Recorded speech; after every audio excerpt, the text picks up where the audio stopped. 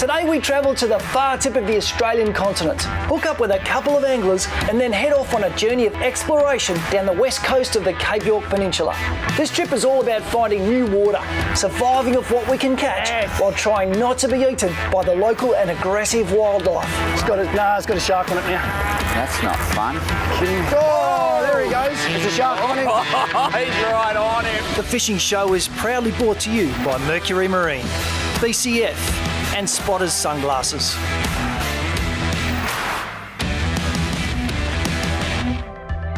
I've travelled to the very top of Australia with a special fishing adventure in mind. I'm joining forces with my good mate Hamish, who runs a fishing charter operation off the top of the mainland on Albany Island. Together we haven't explored the west coast of the peninsula and figured it was time we did. But first, I have to get there. And the next step is to catch the Cairns to Bamaga Express and see if we can survive in the bush for a few days. This flight is the quickest and most comfortable way to get to the top of the peninsula. Once off the plane, it's time to forget about the wreck's comforts and prepare for whatever the Cape wilderness might throw our way.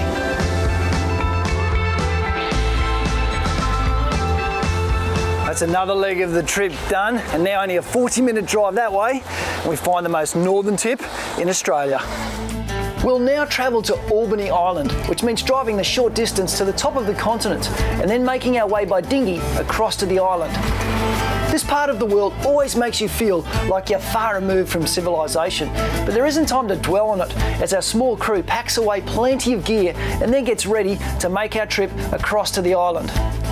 Our plan is to stay the night here in Albany, and then Hamish is taking a few days off from charter fishing to help us explore and fish our way along the west coast of the peninsula.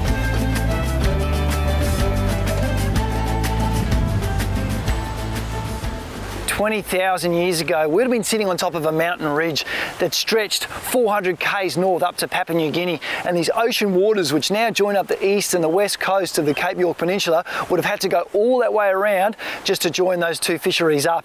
What I want to do in the next few days is follow that current line and go down the west coast, a place that I've never fished, explore what potential it holds, and this time I'm inviting another angler with me. Our plan will be to boat as far south along the west coast as we can get in a few days and live off the ocean, so to speak. The aim is to explore this waterway, as I've never fished this part of our coast and I've always wanted to. While the crew are getting the boats ready, we've got a bit of gear to sort out, and we brought Mick all the way from Western Australia. What he doesn't know, he's actually here to help us sort out gear. You hold on to the pointy of that, mate. We're going to do some spooling. We've been joined on this trip by Mick, a Western Australian angler that, although he's previously lived here, he's never fished this part of the coast before. Part of the perks of being a BCF club member is that you sometimes get an invite on a trip like this one. Oh, look, I'm a Queensland boy, but we're living over in WA now. Yeah, look, spent a lot of years up here in my former job as an environmental scientist. Did a lot of work up here at the tip and in the Northern Peninsula region, so I sort of know it well. Get to come up here, but not any time recently, so it's great to be back. The reason I wanted to come and fish the west coast, which I haven't been there before, and exploring that and catching some big fish, it should be fun. On a long-range mission like this one, there's plenty of gear to pack, as you've got to be ready for a lot of scenarios. Once we're happy the fishing gear is sorted, it's time to start packing the boat with essentials for a few days at sea. For the island dogs, this is just another day at the office. The crew getting ready for a trip into the wild where you never know what's around the next corner. We're getting ready for all sorts of action, plenty of fuel, and I don't really want to know what that's for, but it's going to get pretty serious if that has to come out to play. What are you expecting, Hamish? Protection, Nigel. What we're going to do now, we've got a bit of a plan together. We've packed the boat full of gear, eskies and fishing tackle and God knows what. We've got a little tender that we're hanging off the back here just in case we need to run up the river and have a squirt around on the west coast there. But we're packed and ready to roll. We're going to head off from Albany now and head pretty much west for about 50-60 kilometres and then head south for another 40 or 50 and end up right down in the Gulf of Carpentaria and check out what's going on down there. One of the real reasons that I want to go and fish these waters is that they're incredibly hard to get to. If you were to go by vehicle, the terrain to get to that coastal fringe along parts of the west coast is incredibly hard. So a boat is by far the easiest way to do it. And hopefully this trip includes some insane fishing. This long-range adventure will involve catching our food and also camping wherever we find a suitable spot along the way. And in the most croc-infested part of the world, this could make for interesting times. Just coming around Cape York, the most northern extension of the Australian continent. And it was named back in 1770 after James Cook, named it in honour of Prince Edward, who at that time was the Duke of York and Albany Island, exactly how Hamish's home got its name. There is plenty of ground to cover on this trip, as the peninsula is approximately 400 kilometres wide and over 650 kilometres long.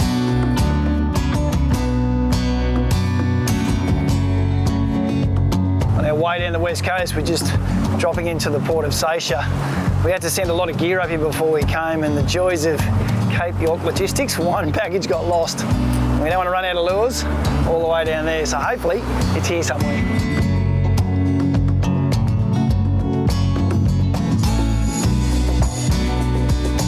We've retrieved our lost box, and with our full complement of lures, it's time to keep pushing south. Our biggest challenge now is rounding this next corner that can get really shallow with a tide that's fast running out.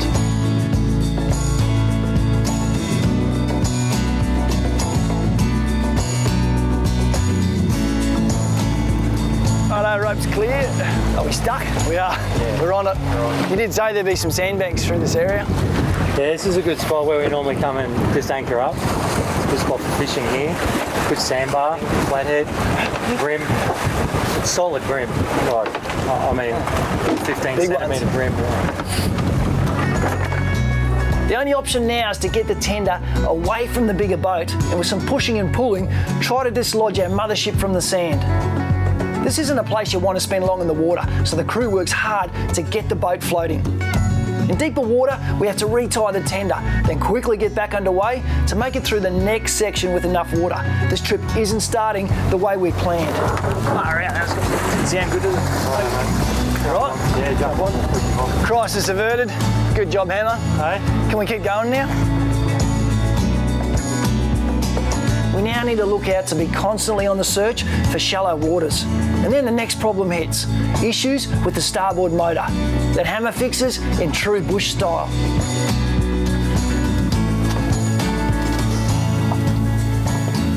We're in a really remote part of the world, and sometimes when stuff breaks out here, you fix it however you can, and that is what we call an IV line for a steering system.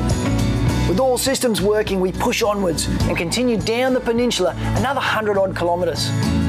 After finding a suitably deep enough river mouth, we push in and anchor off the tender. The plan is now to head back to sea in the big boat and start finding out what the local ocean fishing here is like.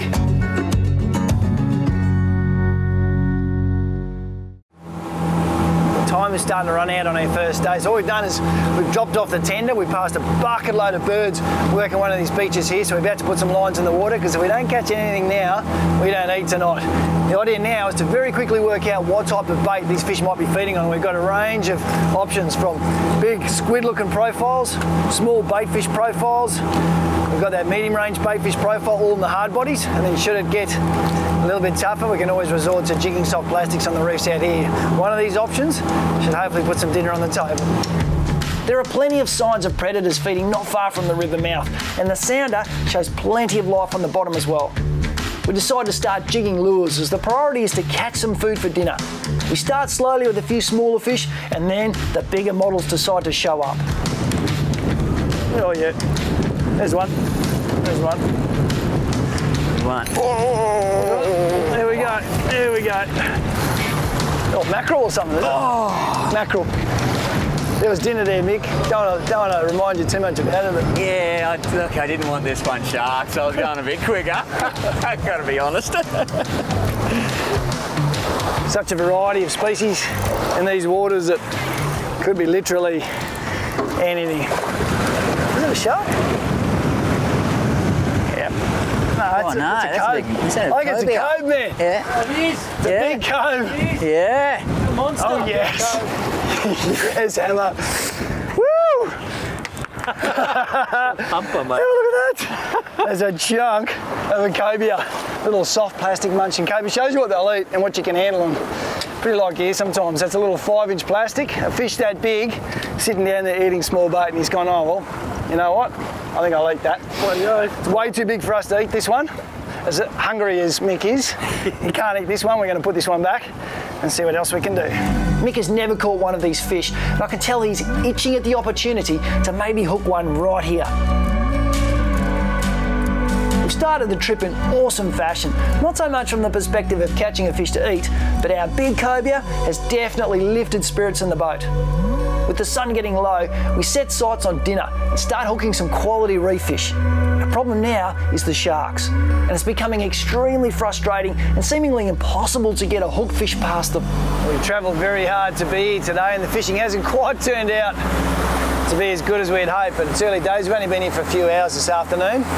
Looks like we're going to be doing it tough for dinner tonight. At the moment, Hamish is going to go and find a place to anchor up. And then tomorrow, we need to start working pretty hard to see if we can find a fish here. We're now calling this river system home and heading to set up anchor for the night. It's an isolated and beautiful place to stay, and we'll sleep on the boat tonight after a consolation dinner of potato salad wraps.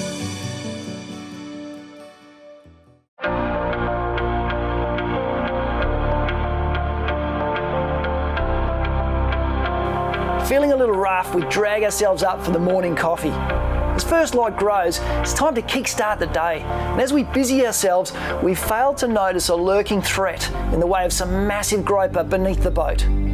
We start getting tenders away and finishing chores like washing dishes, but our washing has attracted attention, and unfortunately for Mick, he realises just a little too late.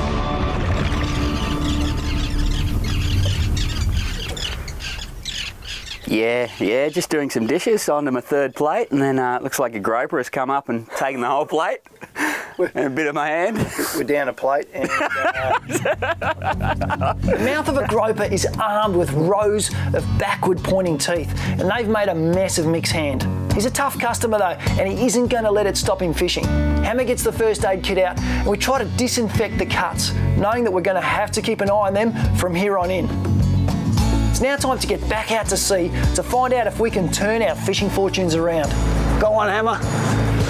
Little bludgers, little big eye trevally. First fish for the morning, a bit unexpected. We're on our way out to the reef at the moment. Just on the run out tide, there were so many birds sitting off this bankside that it was worth having a little throw, and there's got to be a variety of predators like that lined up, probably a whole lot bigger. This is probably food for half of the predators that live along these shorelines. That's a start to the day.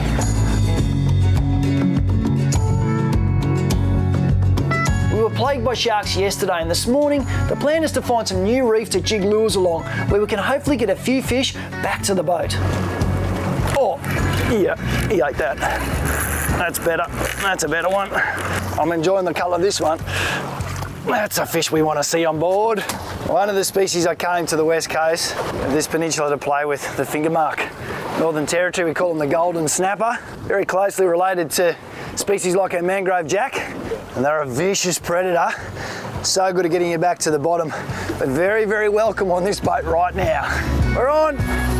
Yes. This is more like the fishing we came here for. Yeah, it is. Let's just get it for the shark then. Yeah, I know. Just oh, there he goes. There's a shark on him. He's Shark right on go. him. You're gonna have to go. He's just being sharked big time. He might have been done then. You know when you see, oh, it looks like a tuna, you know.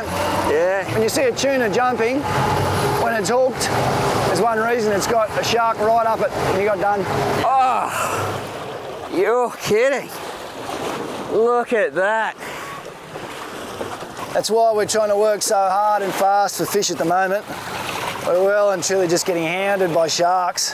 That was quite a nice long-tailed tuna, northern bluefin. I say was because the sharks found it before we did. Being that we lived off potato salad wraps last night, we're not going to let this go to waste. It's a well-bled fish, and the sharks conveniently left us the shoulders, which is the best bits of sashimi.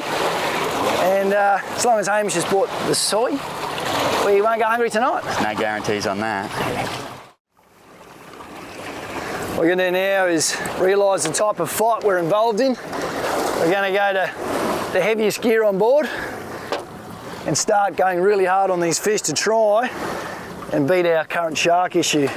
So we were fishing with 30-pound braids and 50-pound leaders. We've now gone up to the 70, 80-pound stuff, and we're going to go a whole lot harder on these fish.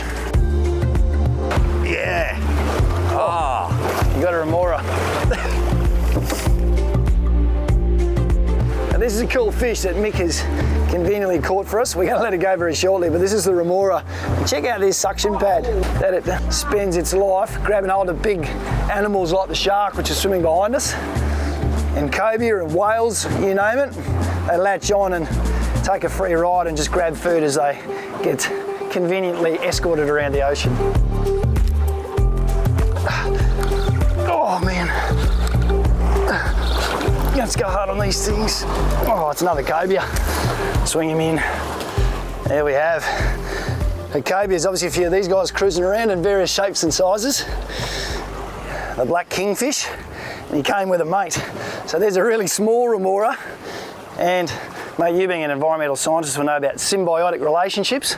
So what we refer to when we talk about symbiotic relationships is animals that are basically helping each other out. They're both getting a good deal, a good old win-win situation. So that fish sucks onto this and cruises around. It's a bit of home structure for it, a bit of protection, gets a bit of feed at the same time, and they both live together in harmony. Another cobia has taken the wrong line. Mick still waits for a chance at one of these bucket list fish. Cobia we just released coughed up a bit of crab on its way home.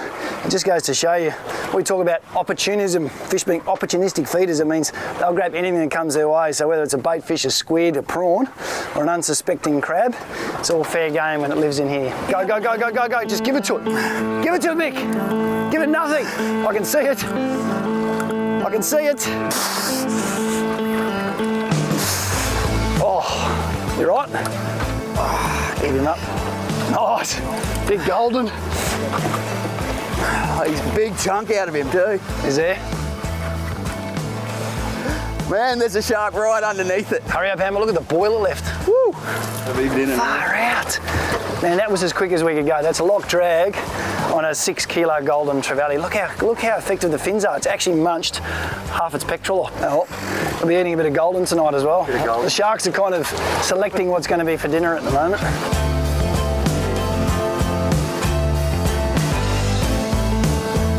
One of our tropical snappers, which there are many different species in the family. A very cool looking fish. They all come well lit up with these golden stripes. They include other species like your hussar and the like. Very good eating. And this one is lucky, as Mick mentioned, to get up past those sharks. Oh, there's one. That's a mackerel. That's a mackerel. Oh yes. That's what we got to do when the sharks are running thick. It's called poling mackerel. There you go, juvenile Spanish mackerel. They breed in these waters. This one wouldn't be very old. I was lucky to get it back, armed with a set of chompers like that. They're very good at biting off soft plastics. This one got into the boat pretty quickly before the sharks got it. I'm gonna let it go before the sharks come and find it. You talk about versatile fishing lures. Good old soft plastic or a metal jig have got to be some of the most versatile. You can either just hop them down on the bottom for your reef species, or you can wind them flat stick back to the boat and G up those predatory pelagic species. Shark straight away. Oh, big golden. Look at the shark on it. Look at the shark on it. Oh. No. Far out, they're hard to beat. We take a break from fishing while Hamish quickly prepares some lunch and dinner for us. And we get to thinking, how long would one of us last if we had to go for a swim in these waters? Just running a bit of an experiment, having a play with the local sharks. There's a big one cruising the back. Hamish is going to see if we can get him right up close and just see how damaging he can be. We quickly come to the conclusion that none of us could swim fast enough to survive around here, and maybe we should just stay in the boat.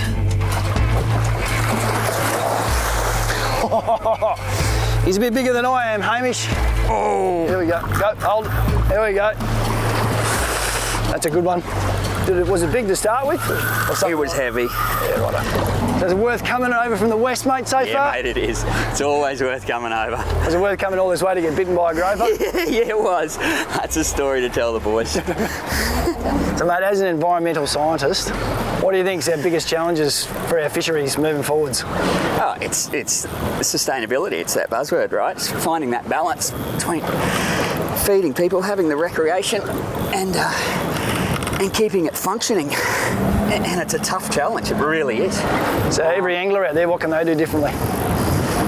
Let's put a few back. Put a few back. For the place. Yeah, look, you know, don't take those undersized. Do the stuff that we know is not right. Yeah. You know, don't cheat the system. We all have a go. Now it's starting to get angry. Go, go, go, go, go, go, go. It's coming up now. It's good. I'm calling GT. Massive. Might have to. We'll have to move a bit quicker, bud. Yeah, we're starting to get a bit low on the string. You getting tired? You've been going for about 35 minutes now. Have I really? Yeah. It's a massive big shark. That's a huge shark. Just when you think you even... You just made it angry. What's that with it? There's another one with it. That's another one. Yep. Well, at least we knew what it was. It was a very, very big shark. That thing. I know there's some monsters with it. Oh well, at least we got to see what it was. Well done, Mick. Well done, Mick. That was a good effort. Well, we've agitated one local shark. Hopefully that won't come back. I'll leave you for a minute, mate, all right?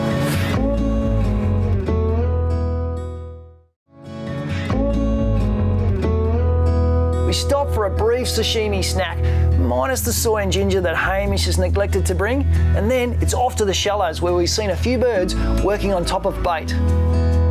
Big discoloured section in the water here. It almost looks like the shadow of a cloud, but it's not. It's a tightly concentrated pack of bait, referred to as a bait ball. So that's their way of defending themselves in terms of a game of numbers. If they huddle close together, they're hoping just the poor outer individuals get eaten, and that way they find a way to protect themselves as best they can in open waters like this.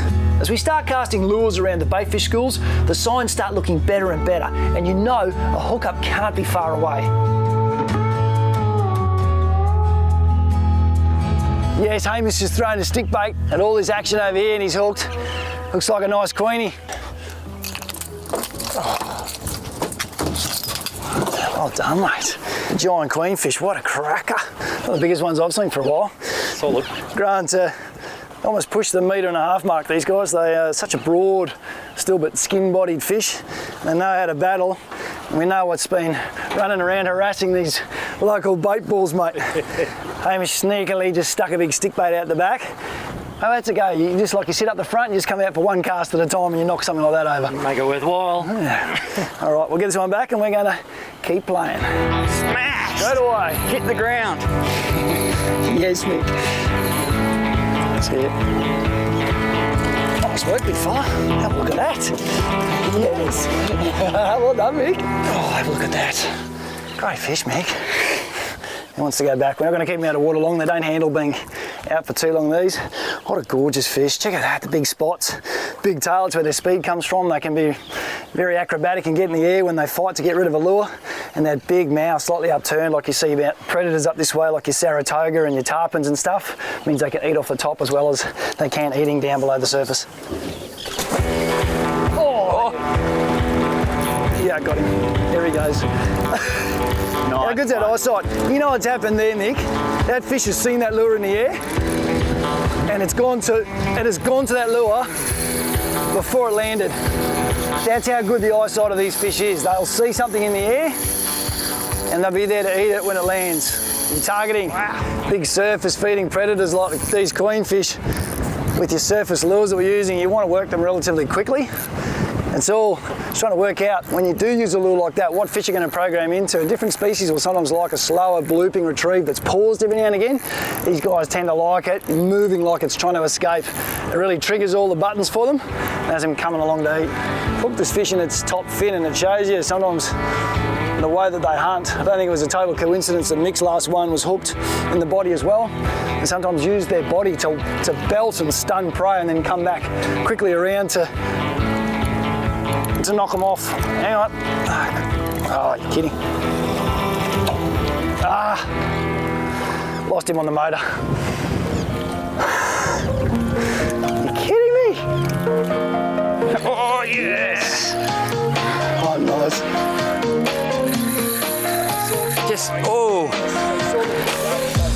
So I just saw it hit the surface not far away, so it threw it out there and it had a go at it and I was just, I was just not paying attention. I reckon you'll probably catch another one here. Yep. Got him? Yep. Yes. It's about my 4th throw in that spot for a 4th strike. The first hook up. How nice is it not getting pestered by sharks? We can work a little bit slower. Don't put the over hex here. on it. I think we're pretty right. Oh. Woo. One thing I love about catching different varieties of fish is just looking how their shape and their mouth structure tells you about the way that they live. And you look at the mouth on this, it's all serrated. It's a big mouth, so you can eat pretty much whatever. They don't have the vicious teeth of the mackerels and the sharks, just virtually more holding style teeth, but still very, very effective.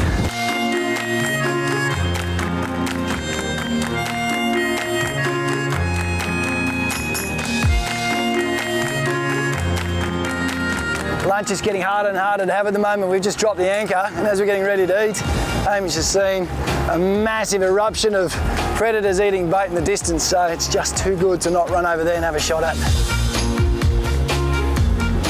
That's another one. Yes. Oh, I think this one's woken up yet. What I'm doing at the moment is casting this really small soft plastic. It's white, so it's got a great profile in the water. Nice contrast, and then I'm just winding it back like a fleeing bait fish. They're busting up over here, get into a mick. And when you put it in front of them and they're in the mood, they're just so happy to come and eat it. That is just too much fun.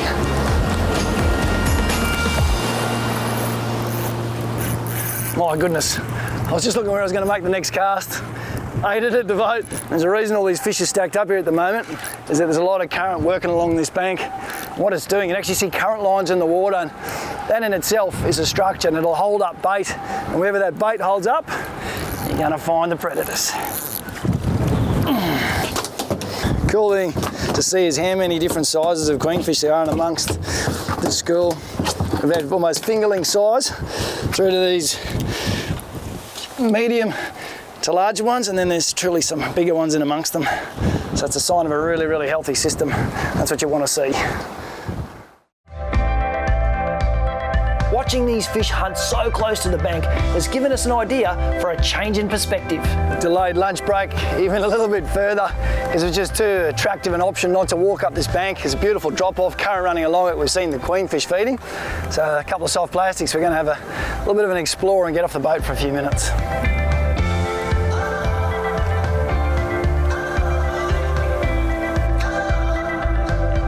Nice work. Shallow enough here that I don't have to worry about a croc. Oh, look at the boil. Hang on a sec. I'm going to leave you for a sec. Yeah, get back out there. There's fish busting there. I feel a long way away from home right now catching this off the shore. It's great fun. Oh, yep. Nice. Work, mate. They're just queuing up and, oh yes. Oh, yep. Here we go. Nice. Yours is bigger.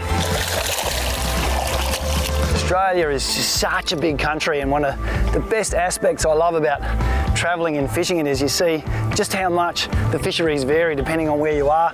Just the east coast of this peninsula to the west, there's quite a dramatic change in both the vegetation, the terrain, and of course the fishery. And to see how it all varies and learn from it, it's just such a special experience. Australia is so big that parts of our fishery have evolved with some form of separation that scientists can identify at genetic levels. For example, the fishery in this area differs slightly to the next large basin to the west and the ocean waters of the Northern Territory.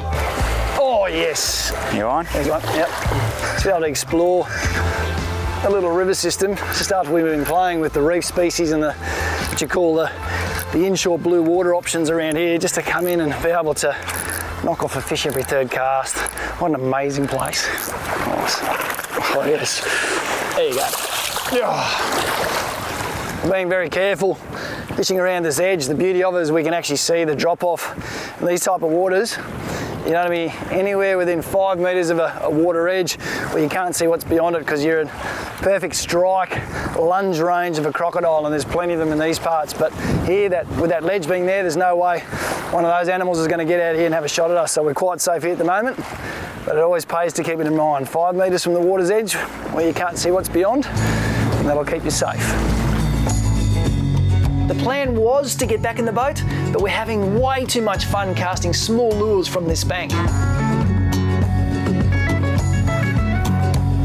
Might be something else, hopping that on the bottom. Versatility of soft plastics. You can high speed spin them back, or you can just hop them on the bottom. And we have a trevally. We go down to that big snag. Just in there, yeah. See where it gets a bit darker? Yeah. Oh, there. There we go. Have to be a fish on the end of those rocks there, Mick. Very often in these tropics where you find rock bars and current, a bit of reef on the bottom, you're going to find these guys, the finger mark. He's a bit small to take home for dinner, so we'll be letting that one go, and I think our ride has arrived. It's time to head back out to the reef. Finally, we get to have lunch. The freshest fish sandwich you'll find, and with a little love from Hamish. And then it's time to pick up the tender and start thinking about making our way back up the coast. Lunchtime, we made an executive decision to get on the move again and try and find a spot away from the sharks. At the same time, explore this part of the coastline just to see what else we can find. We've thrown the boat on the back. We might start trolling around it fairly soon. The idea now is to look for new fishing spots. We're in all sorts here. You can pull the boat in a bit, that'd be awesome. This fish has come up. We're obviously making a lot of commotion because we've got this big ship and we've got the old tender out the back as well, so there's plenty of commotion, which will bring pelagics into the fray just to see what all the noise is about. And the idea being then that they find a lure, and when they grab them, all we got to do is work out how to get them back around the tender. Oh, waking up again. Oh. Saw the boat and had a run. It's got a shark on it now. You're kidding me. That's not fun.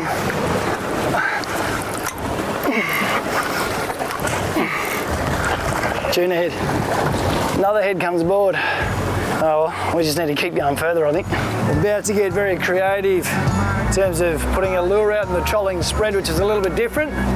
But around the country, I've heard a lot of reports of people trolling soft plastics with a lot of really good results these days. And so I'm rigging one up to survive the teeth which you'll find in these waters.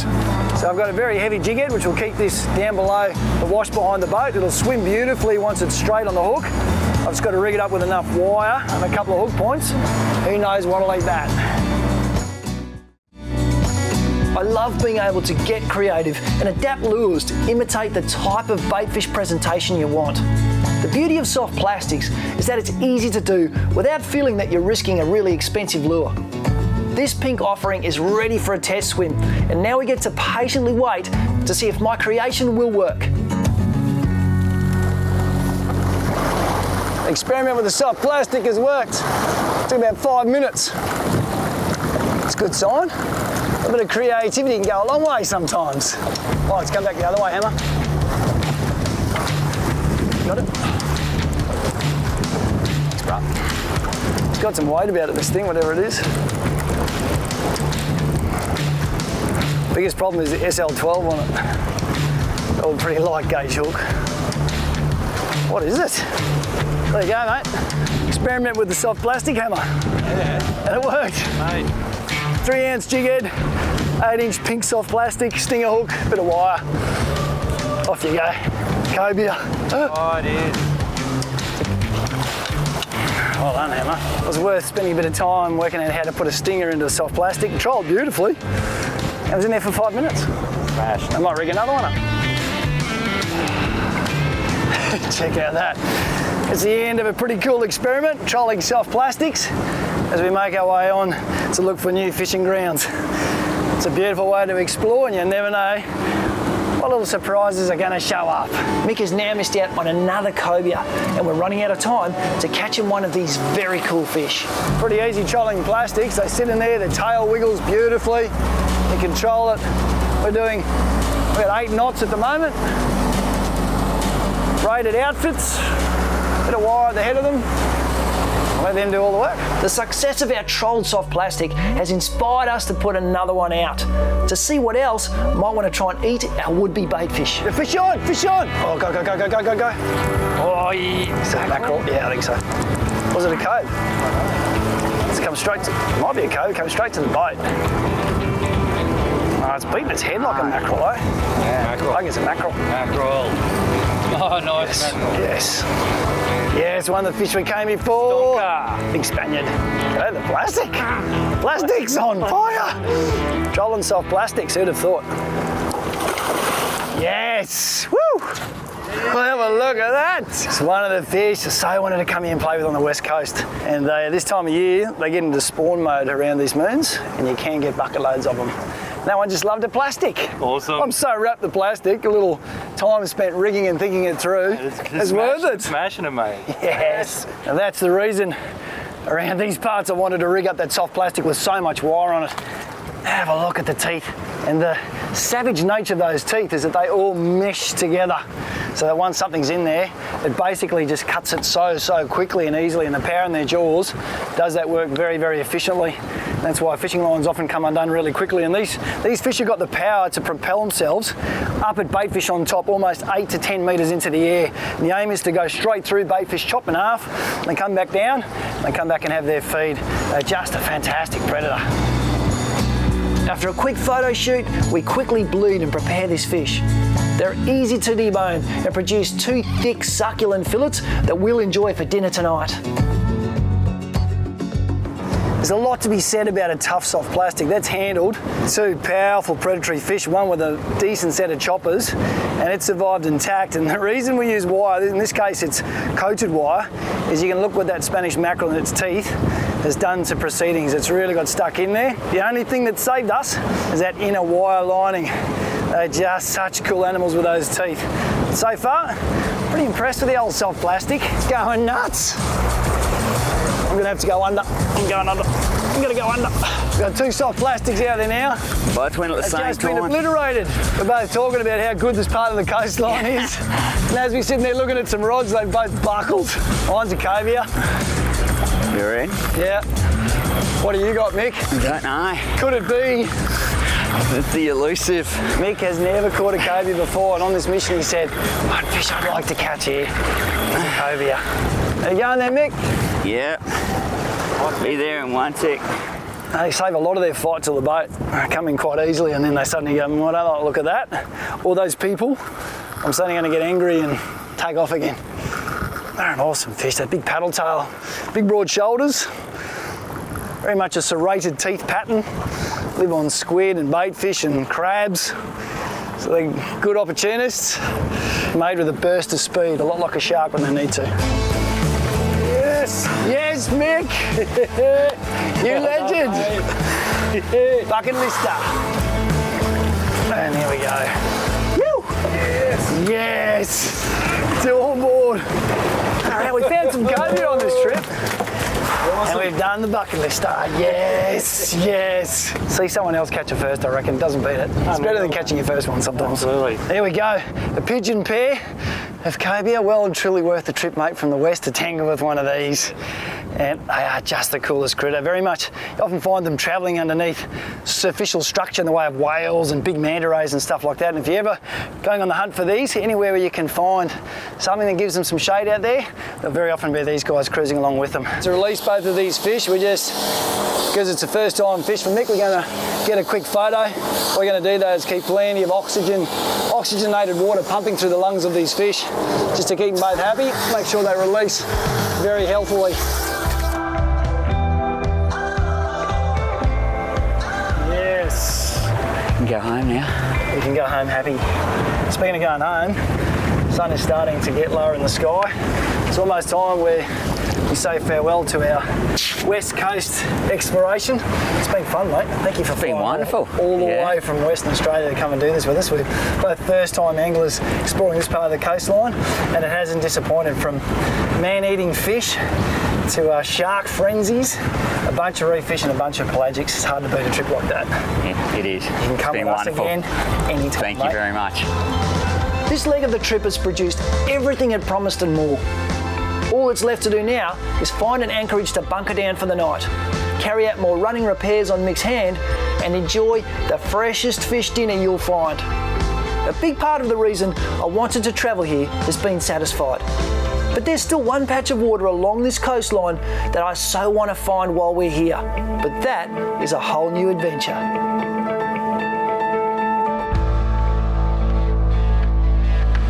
For details on all the equipment we used in today's show, head to our website afn.com.au, follow the links to the fishing show, and we'll tell you exactly what we used.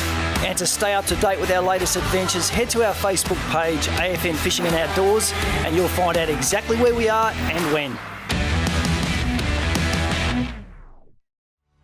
It's Bill Klassen here from The Fishing Show, and if you like this instructional video and want to learn more, it's simple.